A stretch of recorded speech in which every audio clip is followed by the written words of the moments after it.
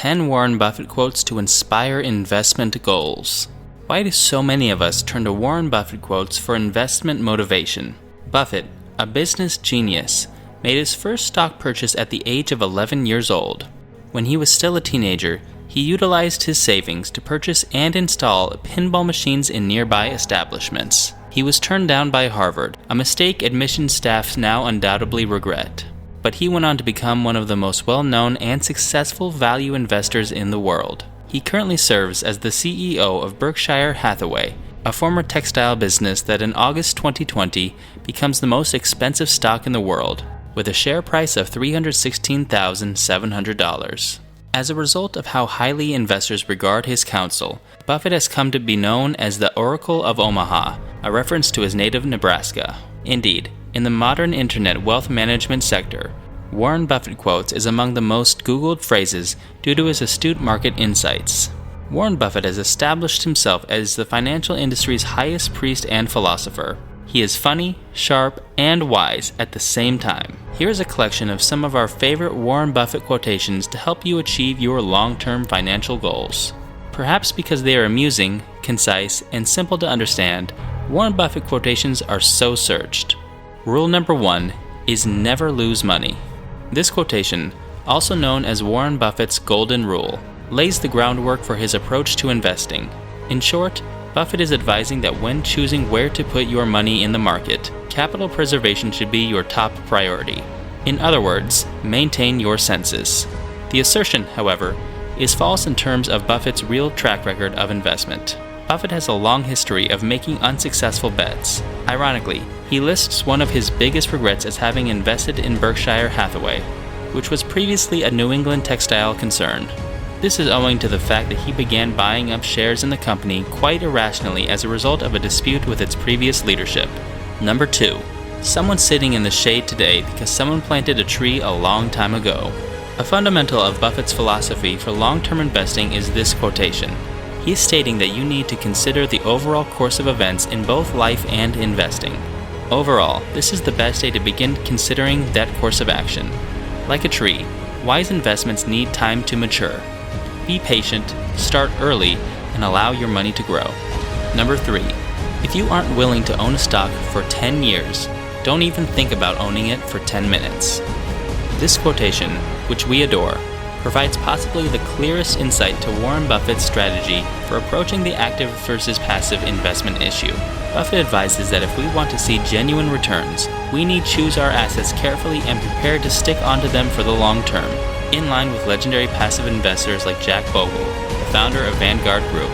He clearly contrasts the emotional nature of day traders in this phrase, who prefer to trawl the market in search of transient aberrations rather than fundamental long-term gain. According to Buffett, a wise investor should consider a stock's strengths and shortcomings as well as the company's potential for long-term success in its industry. That is, the fundamentals. This quote highlights the concept of perseverance and sensible action, supporting the first 2 quotes. Number 4. Our favorite holding period is forever. In reality, we shouldn't take Buffett literally when he said you shouldn't keep a stock for 10 minutes if you don't intend to hold on to it for 10 years. He isn't making 10 years the ideal or the maximum. The idea is that if you aren't prepared to hold on to a stock for the long run, you shouldn't hold it in the short term. Buffett actually prefers to keep a stock forever, which is a forceful way of stating to focus on the long term. This has the suggestions that Warren Buffett searches for stocks that are deserving of being held for many years in the future. He takes into account the fundamentals of a firm, such as its capability to innovate in its market, build an industry moat, and steadily increase its profitability, rather than just the short-term prospects presented by a stock.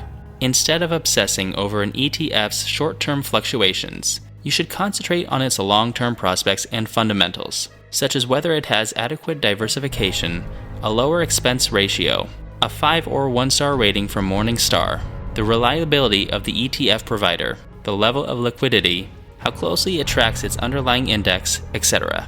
To be clear, the statement in the given remark does not imply that Buffett never sells a stock after acquiring it. Buffett sold his shares in 15 companies in the past year alone, including Pfizer, United Airlines, Costco Wholesale, and JP Morgan Chase. He also cut his stake in 22 additional businesses. Although forever is his preferred holding time, He does sell when he loses faith in a company's fundamentals. Buffett differs from other market timers in that he sells for a cause other than short-term volatility, such as a change in fundamentals, or to buy another company with better fundamentals. Buffett himself stated, "Picking good stocks at good times and sticking with them for as long as they remain good companies is all there is to investing." Number 5. Price is what you pay, value is what you get. The core of the value investor philosophy is attacked by this well-known Buffett quotation, which also shows the method by which Buffett acquired his wealth. Buffett enrolled in the Columbia Business School's undergraduate program after being turned down by Harvard. That's where Benjamin Graham, a man regarded as the Dean of Wall Street, taught him. Graham's seminal work, The Intelligent Investor, which outlines the value investing theory, had a significant impact on Buffett. Value investors essentially search the market for shares at steep discounts. The value investor saying goes, "There is no greater deal than a terrific firm that is on sale for a low price." If you want to be successful at value investing, you should strive to understand more about businesses in order to identify those that are undervalued and, therefore, presented excellent investment opportunities. Value investing is best summed up by another well-known Buffett quotation, "Whether we're talking stocks or socks, I appreciate buying great products when it's marked down."